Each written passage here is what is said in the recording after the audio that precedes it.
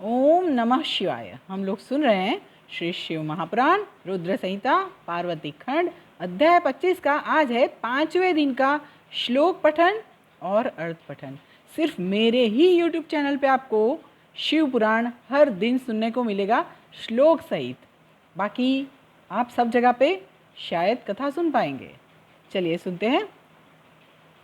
ओम श्री गणेशाय नमः। ओम सरस्वत्यै नमः। ओम श्री सद्गुरुदेवेभ्यो नमः। ओम श्री स्कंद सहित उमा महेश्वराभ्याम नमः। ओम नमः शिवाय। यहाँ पे ऋषिगण बात कर रहे थे। आज भी ऋषिगण जो बोल रहे हैं वो हम सुनेंगे, परंतु उन्होंने जो बोला था उसमें एक बात ये भी थी कि वो बता रहे थे माँ पार्वती को कि दक्षपुत्र जो पश्चिम दिशा में नारायण सरोवर पर तपश्चर्या करने के लिए गए हुए थे, नारद मुनि वहाँ भी पहुँच गए थे और उन नारद ने उन्हें मिथ्या उपदेश देकर विरक्त कर दिया और उनकी आज्ञा से पुनः वो अपने घर को लौटे नहीं। और ये समाचार सुनकर जो है दक्ष प्रजापति अत्यंत व्याकुल दक्ष हो गए और ब्रह्मदेव ने उन्हें धैर्य तो प्रदान किया था, परंतु फिर से उन्होंने पुनः 1000 पुत्र उत्पन्न किए और उन पुत्रों को भी फिर से तपश्चर्या के कार्य में नियुक्त कर दिया और वे भी अपने पिता की आज्ञा लेकर तप करने के लिए चले गए। परंतु पुनः नारद वहाँ भी पहुँच गए और उन्होंने अपना उपदेश वहाँ भी दिया। उससे आगे आज का श्लोक पठन। यहाँ पे माता पार्वती की कसौटी चल रही है ऋषि मुनियों के द्वारा शिव जी की आज्ञा से। चलिए। ददौ तदुपदेशं ते तेभ्यो भ्रातृपथं ययुः आययूर्न पितुर्गेहं भिक्षुवृत्तिरताश्च ते इत्थं नारद सद्वृत्तिः विश्रुता शैलकन्यके अन्यां शृणु हि तद्वृत्तिं वैराग्यकर्णीं नृणाम्। उसका उपदेश मानकर वे भी अपने भाइयों के मार्ग पर चले गए और भिक्षावृत्ति में संलग्न हो गए। वे पुनः अपने पिता के घर नहीं आए। नारद का यह चरित्र है जो जगत में प्रसिद्ध है। हे शैलपुत्री, मनुष्यों को विरक्त करने वाले उनके अन्य चरित्र को भी सुनो। विद्याधर चित्रकेतुर्यो बभूव पुरा करोत् स्वोपदेशमयं दत्त्वा तस्मै शून्यं च तद्गृहं प्रह्लादाय स्वोपदेशान् हिरण्यकशिपोः परं दत्त्वा दुःखं ददौ चायं परबुद्धिप्रभेदक। पूर्व समय में एक विद्याधर था जो चित्रकेतु नाम का राजा हुआ था। उसको भी इसी नारद ने उपदेश देकर उसका घर सुना कर दिया।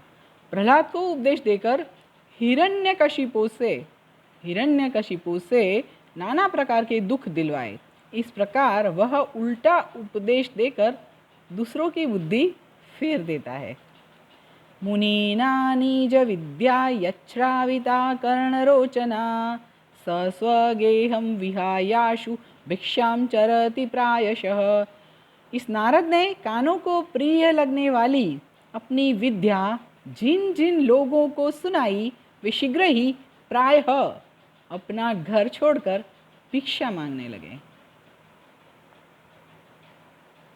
नारदो मलिनात्मा ही सर्वदोज्ज्वल देहवान जानीमस्तं विशेषेण वयं तत्सहवासिनः। वे नारद यद्यपि देखने में बड़े सज्जन लगते हैं, किंतु उनका मन मलिन है। हम लोग उनके साथ रहने के कारण उनका चरित्र विशेष रूप से जानते हैं। बकं साधुं वर्णयन्ति च मत्स्यानत्ति सर्वथा सहवासी विजानीयात् चरित्रं सहवासिनाम। बगुले के श्वेत वर्ण शरीर को देखकर सब लोग उसे साधु कहते हैं। बगुले के श्वेत वर्ण शरीर को देखकर सब लोग उसे साधु कहते हैं। फिर भी क्या वह मछली नहीं खाता है? फिर भी क्या वह मछली नहीं खाता? साथ में रहने वाला ही